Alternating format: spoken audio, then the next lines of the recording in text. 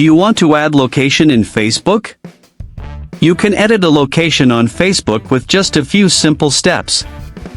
Before we begin, please like this video and subscribe to our channel.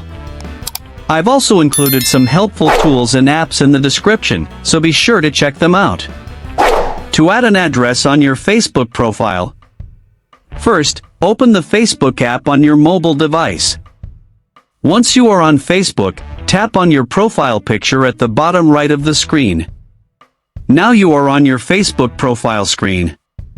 At the top of the screen, tap on the edit icon. A new screen will appear with different options.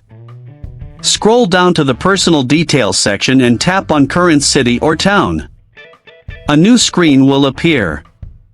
Search for your location or type your address and select it from the list of options. Once done, tap the Save button. Now, your location or address will appear on your Facebook profile.